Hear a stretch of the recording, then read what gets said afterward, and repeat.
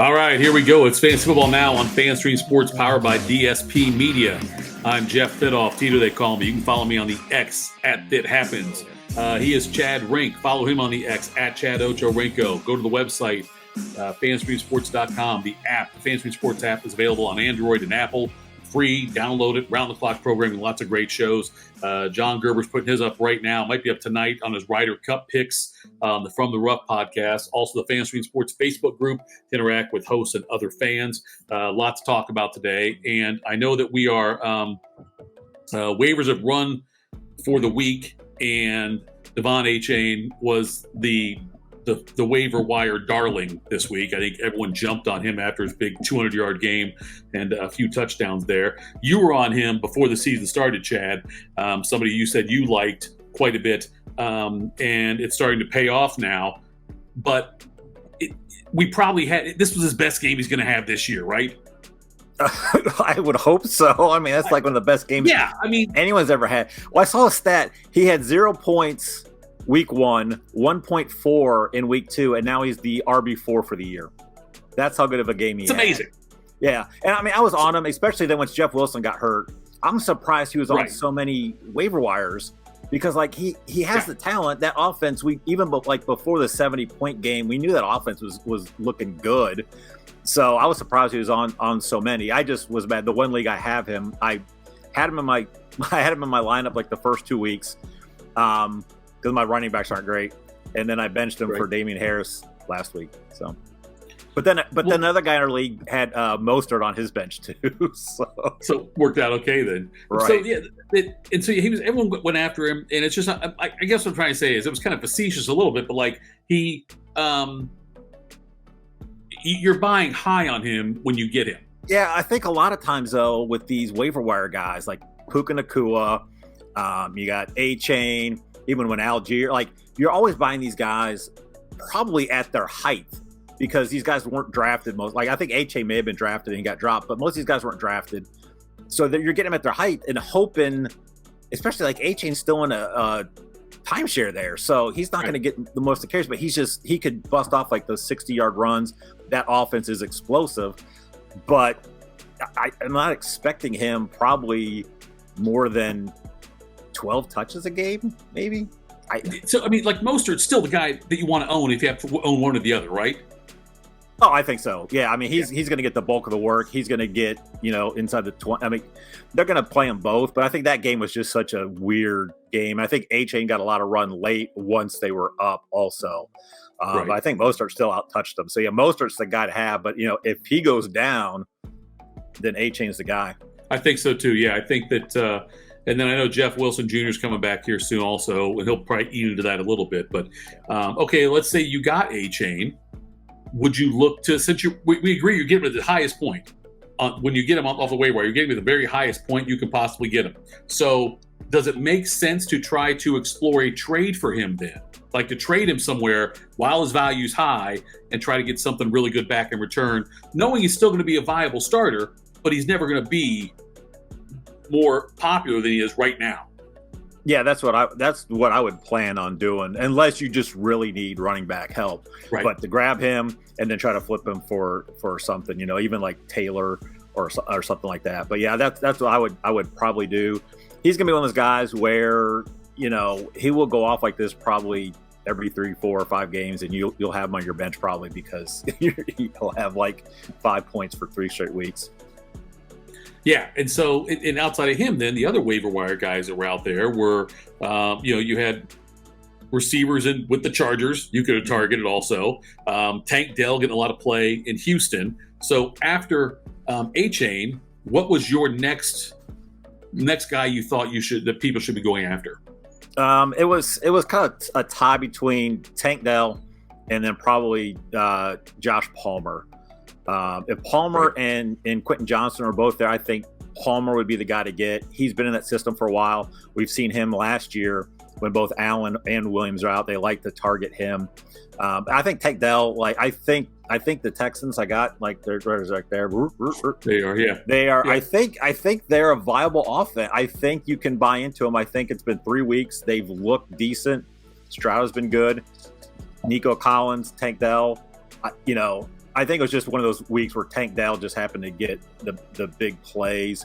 Collins, I think, only had 2 receptions. So, but I like them both. I like both Tank Dell and Palmer. I think Dell probably, if he was good, he's probably going to require more fab than Palmer. Right. I think I like Palmer a little bit better just because I think that offense is going to be more consistent scoring. I think I like Palmer in the short term more. Probably Quentin Johnson, though, is the one I would take probably long term. I think once he gets going and gets, because it sounded like he wasn't really all that comfortable in the offense and was having some issues as far as execution wise for him. And I think once he gets more reps in games, which he will get now, once that happens, I think a light bulb could go off and he could really accelerate things. But Palmer's a safer play right now. It sounds like Stroud and Dell have got this connection. I feel like Dell and Collins are going to – it's hard to tell which one's going to outplay the other one from week to week. You know, like I thought it was Collins a couple weeks ago would be the guy to have, and now I think it's Dell. I'm very easily swayed, obviously, but it's going to be difficult to tell which one is going to outplay. They're both startable, though, right? Oh, they are. They are. Like Stroud's already thrown his first 2 games. He threw over 40 passes. Yeah. And put that in perspective, like Justin Fields has never thrown for more than 40 passes. So Texans aren't, and they're going to be down probably a lot. So I think they are both viable. And you could have them both. I mean, it's very similar to like a AJ Brown, Devonta Smith, but like a Walmart great value version. I was going to say, you better add something on that. It's a little bit less. Yes, exactly. Right. And the reason by the way, I think Stroud's got the most yards with no interceptions to start his NFL career or something like that. Yeah, I think that was a stat that I saw. And he is, by the way, 1-2 now. I believe the only Buckeye quarterback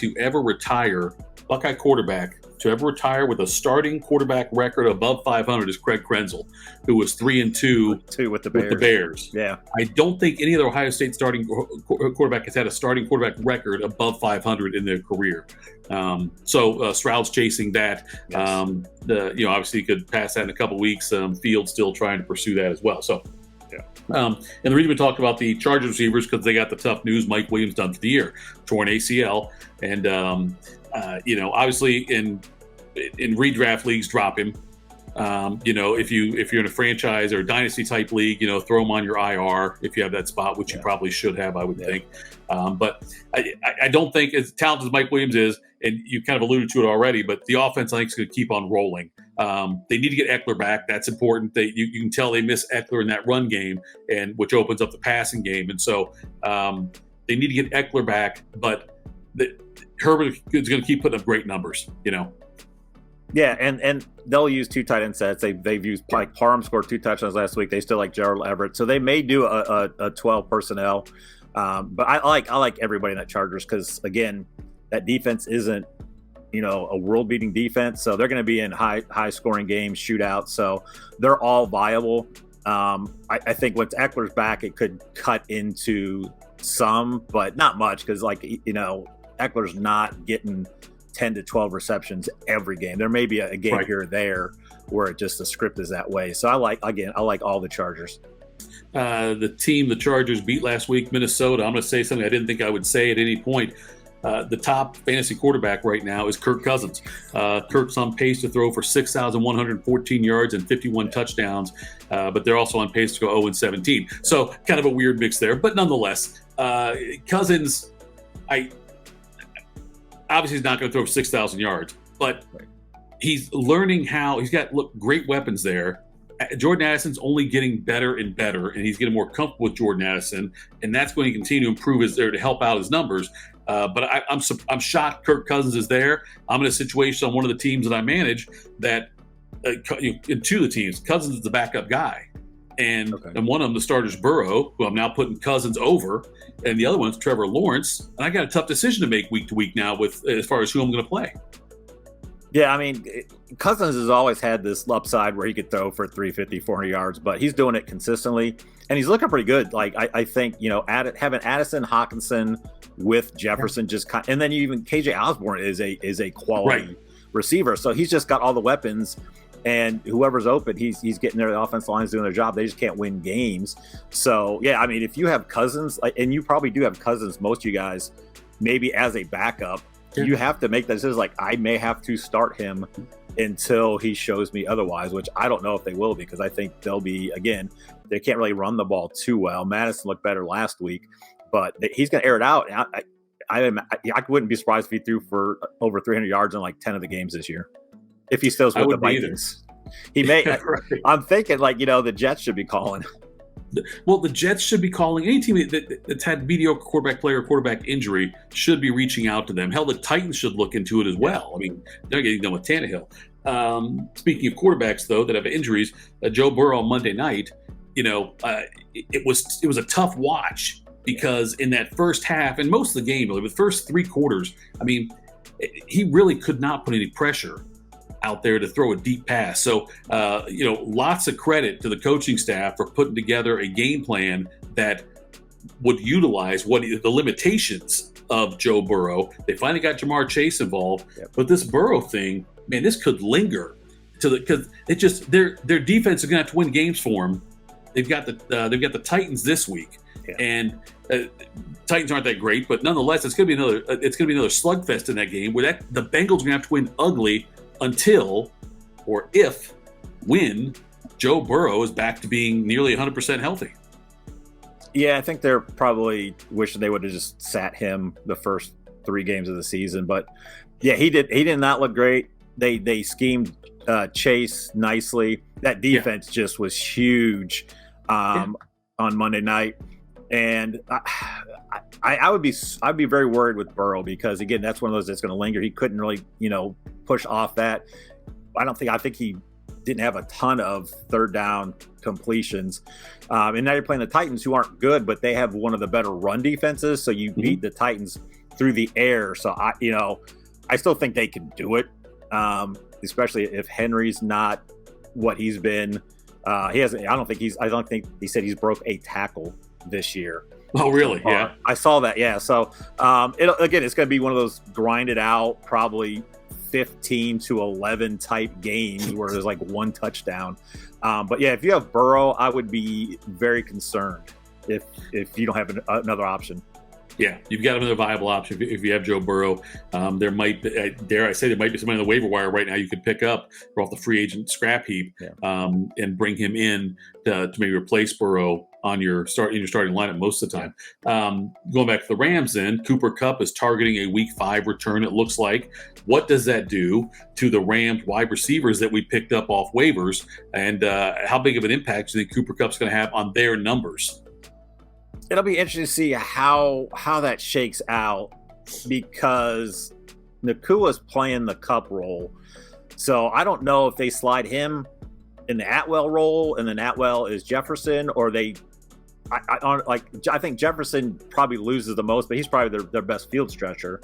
Right. And now I don't even know if Kupp's gonna be ready I haven't heard any news on him, which is kind of concerning. Like, I don't know if he's out running routes, whatever. Right. But it is gonna eat into all of them. I would say Jefferson's probably going to be the one that would take the biggest hit.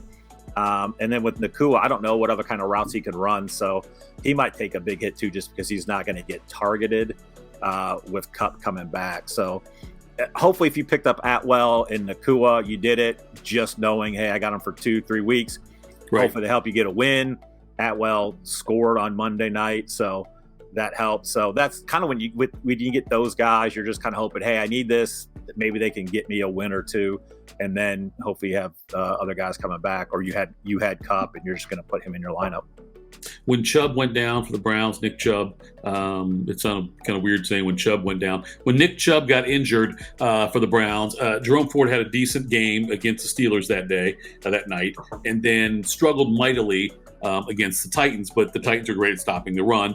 You've also now got Kareem Hunt in the mix. Hunt did not have a ton of touches. Hunt missed practice, I think, today, or missed some of practice today, dealing with a rib and a groin injury, but they think he'll be fine for the game coming up for the Browns this week. And so the Browns have got the Ravens this week, which is, right, that's a big game. That's going to be a slugfest game as well.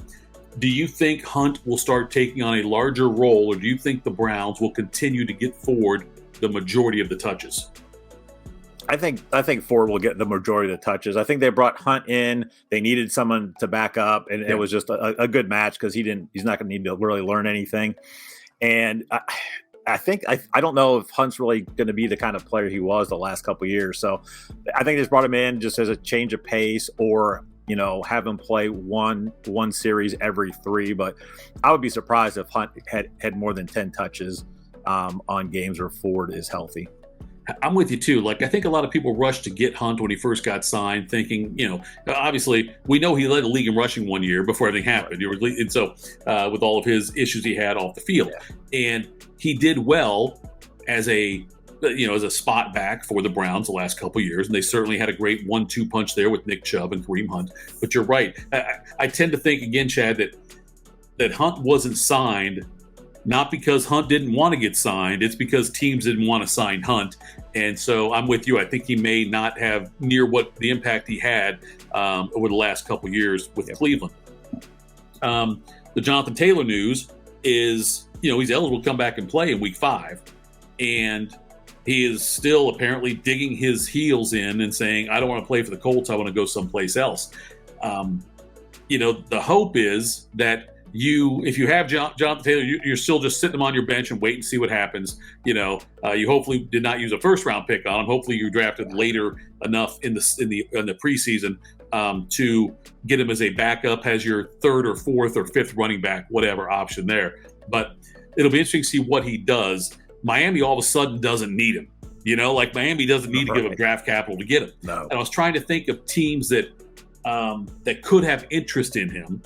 And the first one that jumped out to me, because they're not getting consistent production out of their main guy, and their secondary guy, I don't think can handle the full load. But Jonathan Taylor to Pittsburgh makes a lot of sense if the Steelers want to inquire about that. Yeah, that was a team I didn't think about, but that would be a call you would make. Yeah. Because I think he's still better. I think Taylor's better than both those guys. I like Warren. But I think that would be a call. I even think Dallas. I mean, I know Pollard's decent, but I don't think he's on pace for like 425 touches this year. I know. Right now, Pollard is, and he can't handle that at his size. So that's one. Not many options though. Not really, because I think most teams, if they're bad, like the Bears aren't going to go get him. No. Or teams like that. It'd be teams that are in playoff hunts. Like, I don't even think the Chiefs are going to bother either. I think they're happy with the 3 they've got. They know they're not going to even run the ball a ton. So I think Taylor's going to be in a situation where he's going to have to play, and he's going to have to play for the Colts, because I don't think the Colts are going to be able to trade him for what they want to get for him, at least this year. And then wait, and then next year you might be able to get like a second or something like his that. His value plummets if he doesn't play this year, because everyone's going to point to what Le'Veon Bell did. Everyone's going to look at that and say, look what happened to Le'Veon Bell when he sat out a year. Running backs don't sit out a year unless they're injured and come back and do anything. But if you're a running back who's just sitting because of a contract thing, you can say that's the case study right there, and you can bargain hard. Like if the Colts, I think, were smart, they would go to Pittsburgh and say, okay, let's do this. We'll make it a 3rd-round pick next year. If he hits a certain threshold, it's a 2, or a different threshold, maybe it's a 1, or maybe it's an additional 2 the following year, something like that. Work out some kind of deal that way to where because look, Jonathan Taylor, the Steelers, that solves a lot of their offensive line problems right there. Oh yeah, I mean, then it's going to help open things up in the passing game for Pickett, especially when Johnson comes back. And if you're the Colts, why would you even why play Taylor even? You got Zach Moss has looked good.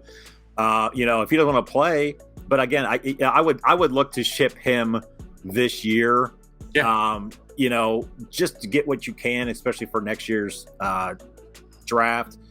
You got to know, the Colts got to know they're not contenders this year. They might be the best team in the AFC South right now. They could win that division. With how bad Jacksonville looks. I mean, Houston's probably the next closest thing then, right? And Tennessee's looking bad, and they can't, even if they go off Tannehill, they have no one there. So I mean, they could. They've looked really good. I'm glad I got Pittman in a couple leagues because I was nervous with him, but he is getting targeted both by Richardson and Minshew. So Pittman was a nice later receiver pickup.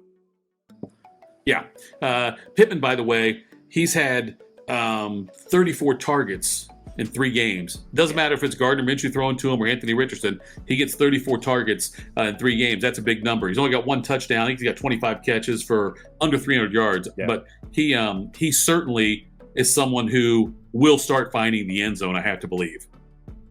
Yeah, especially if Richardson stays out for a while, which I don't think he will unless he keeps getting concussed. Full practice today for him. Yeah. So it'll be good for them. I think that they're just Minshew's fine, but I think there's a lot of extra things Richardson can bring, which will open things up. So right, I mean they could win, they could win that division, which is crazy. Yeah, insane. So yeah, I want to keep an eye on that. What happens with Taylor? There's so many weird intangibles going on as far as injuries go. We're not sure. It looks like Bryce Young practiced, I believe, today as well, so he's looking better to play. That's bad for the Panthers' offense, I think. Right. The Thielen did really well with the red rocket out there throwing to him. Yeah. All right, let's preview the Thursday night game coming up this week. Right, Lions and Packers, and there's a chance Dave Montgomery's going to play. I think the Lions would be smart to sit him another game. But even if he does play, I expect similar production to what we had this past week from Jahmyr Gibbs. He had, I think, 17 carries for 90 yards, only caught 1 pass for 2 yards, whereas the previous week he had 7 targets or 7 receptions the previous week. So I think that's only that. I think we'll see more of that kind of a line receiving wise out of Gibbs, regardless of if Montgomery plays. And I think that's got to get better. Yeah, I think so. I think you got to get him in space. He's fine, between the tackles, but that's not his forte. And I think the Green Bay's pretty good about stuff in the run. So if you get him out in space, on screens, those types of things, and then if Montgomery comes back, I mean, it was a thigh, so I'm thinking he probably is going to play. So I like Gibbs on a showdown slate as well. For tomorrow night, and I think even going forward, I think eventually they're just gonna get him touches because they need to. Sun God played well again. He's still a must-start kind of guy for them. Laporta played great again. Yep. He's still a must-start kind of guy. The rookie tight end, which you don't usually have a rookie tight end do well. See Pitts, Kyle. Right. But are you if Jameson Williams is out there, because now we're halfway through his suspension, are you going to go out and grab and stash him on your roster? Yeah, I mean, I think this would be a good time to go get Williams, just because you want to get that, or like Kamara, you probably want to get Kamara before week 2. You want to get Williams now because guys are probably like not now, especially if it's a 1-2 owner, 0-3. Hey, I'll give you this guy, get Williams, because I think we saw last year in the limited amount of touches he had, how explosive he was, that he could be a field stretcher, and that's really what this team needs. And I mean, I think and the other thing too would be maybe look to, especially if you have like a Burrow, maybe look to get Goff, because I think once Williams is there, like I think the second half of the year, like Detroit could really be laying on the points. Yeah, they really could. It's interesting. Yeah, you're right. And you brought up Kamara, and I should have brought him up earlier because he's making his debut this week. Yep. Let's finish the Thursday night game, then we'll talk about Kamara before we wrap things up. But the Lions, Goff, I'm with you on that. I think Goff is another guy who he might be better than your starting quarterback right now if you drafted Justin Fields, the way he's performed so far. If you drafted someone like that to be your starter, or like we said, Joe Burrow, if you drafted one of those guys and they're underperforming like this, Goff might be a great addition to that. That offense looks really good. And the Laporta fact, you can't understate what that. It can't overstate what that's meant so far for that team. On the Green Bay side, Aaron Jones still questionable, as is Christian Watson. I'm getting more and more impatient with Christian Watson. And Jordan Love's looked good. They just came back and they won a game 18-17. They came back with 17-point deficit this past week. So Jordan Love's looked good. Jones. Dillon's been so bad and I really expected A.J. Dillon to play well. If Jones doesn't play, Dillon's no longer a must start in any way, shape, or form for me. No, he's not. I was surprised because I thought he would be really just taking over that role and be very productive, and he hasn't been. I think with the two, I don't know. Like Jones, I think Jones Green Bay, so they're pretty good about not letting these guys come back early. I think Jones will play. I don't know if Watson plays. I just don't know. I haven't got a feel yet. There's no lean either way. So those are going to be like these game time decisions, and it's a Thursday night game. So again, if you have those guys, what you want to do is put them. You kind of want to put them, have them in your flex spot to start, because if it's a late news and you have Jones in your flex, then you can put in somebody else there. Grab somebody, just for a placeholder until you get your lineup set up, so that way be fine. But just keep an eye on that. But yeah, it's going to be interesting to see, because I think it's going to be actual game time decision on both Watson and Jones. I think we'll know about an hour before game time. You should have plenty of time, but just make sure if you get on your phone and make sure if you're out and about doing stuff, you're following that, because you don't want to catch a zero in that spot, obviously. And then let's go back to Kamara now, because I think you and I both pronounce it differently. I don't know which the correct way is. The Kamara. It's like tomato. It just depends how I feel. Kamara. That's right. Like, it's just how I decide to say it that day. Kamara. I've said it both, and I just he needs to do a Devon Achon or whatever. And Achon, what you want now, right? Yeah, exactly. By the way, I have finally started doing Gonzaga the right way. I always used to say Gonzaga. I get corrected. No, the Zags. It's Gonzaga. Right. It's not the Zogs. So I got that one right. If there was some easy way to remember the Kamara, if somebody could tell me, is it like a Camaro, then I'll know Kamara. Like if someone. So as professionals, as semi-professionals, we should probably look that up and figure it out. So AK for the Saints is going to play this week. Right. Do you have high expectations for him? Look, he's really never been a 3-down back. Anyway, when he was healthy, they always had someone else in there, Ingram or somebody like that, who was getting carries as well. Kamara's more in the passing game. So, what do you expect out of him when he starts playing? It's interesting this week, because I think Winston's starting, and I don't think Winston checks down to his running backs at all. Right. So this week could be like, if you stash them, you're probably going to play them, unless you just happen to have better running backs. I would wait. If you don't have to start them, I wouldn't. I just don't know. Like you said, they don't really have anybody else there, because Kendrick Miller hasn't looked great. And Williams is on IR. He's out for at least 4 games. Yeah. So I think he's going to get some volume. I think he's going to probably get a lot more rushing, unless they throw Taysom Hill out there too. But I think he's going to have a pretty solid workload. So, it's just with Winston there, I think I remember he just doesn't get as many targets out of the backfield with Winston there. And I wonder, Kamara. And I know that what's the rookie's name again? Kendrick Miller. Yeah, Miller. I think Miller's going to start getting more play. I think he'll start getting more carries now, more touches now. And I wonder if it'll be a 50-50 split for right now between the two of them as far as numbers of touches go. I'm curious now, and maybe this is a dumb question, but if I gave you one or the other, do you want A-Chain, Achon, whatever? Do you want him, or do you want AK the rest of the year? I would probably want A-Chain, because he's tied to the Dolphins. Okay. I thought the Saints would put up numbers. They're really not. And you got Michael Thomas has looked good. Yeah. We know what Chris Olave is great. Yeah. But that obviously the Dolphins aren't going to score 70 every week, but Mike McDaniel is just a genius when it comes to offense. So I would take A-Chain over Kamara, just because even in a limited, I think Kamara's it just depends what your rest of your team is.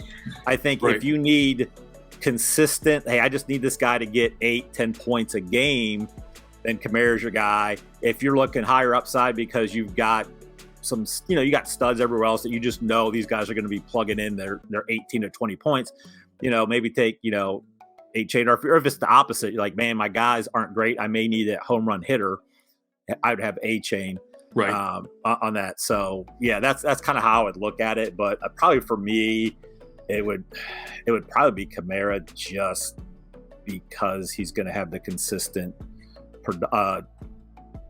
touches every week. And by the way, more credit to you because I'm on the Roshan Johnson train now too. I think his role is gonna keep increasing every week for Chicago. Yep. That's somebody else who, if you missed out on some of these guys, if Johnson's available in your league, I would grab him. He might not be great right now. He's only got, I think, like I don't know, 15 touches maybe this year at the most is all he's got, I think. But it's going to keep going up for him, I think. I think the Bears like him quite a bit. So do you have a Thursday night, like a daily fantasy tip for anybody right now, or do you want to wait and tweet it out later? We didn't talk about it beforehand. So I don't know if you have one at the hip there ready to roll. I don't. I was looking at it. I'm really waiting on this one. I'm kind of waiting on the Aaron Jones news because I think Aaron Jones, if he plays, he's the guy you want to put a captain. I think St. Brown is probably going to be the most popular captain, and a lot of times you want to avoid that just to get a little different. I still say you play St. Brown. I just like him better in the flex. I like St. Brown. I like Love in the flex spots, and then if Jones is there, I would play Jones in the captain spot because I think people are going to stay away from him because he's coming back from that injury, so he's going to be lower owned. But if he's in there, they're going to get him the ball. I do like both tight ends too, so I may go double tight end with Laporta and Musgrave there too. That is so Rink to do something like a double tight end. That's good for him. Good for you on that one, Rink. Yeah. But if you tomorrow, Chad, tweet out whatever lineup you like. Tweet it out. I will. Maybe you don't want to do that. You want to share it with everybody, I guess. No, I don't have that many followers yet, so there we go. Okay, so fine. Tweet it out then. I will tweet it out. I may do a short real quick and put it on the YouTube. I'll do that. Yes. Yeah. I just noticed too. I've been noticing the whole thing. If you go watch YouTube on this one, because if you want to ever see what Matt Nagy would look like coaching the Texans, that's what I look like. So that's perfect. You're right. There you go. Oh, that's great. Chad and I, we'll knock that one out for Sunday and give you some more updates on injuries and things like that. We'll do it though. But follow him on the X at Chad Ochocinco. I'm at Fit Happens. Fantasy Sports app. Make sure you go to that. Download it for free on Apple and Android. And Chad, let's do this again soon, my man. We'll get one in for the weekend, all right? Yep, sounds good.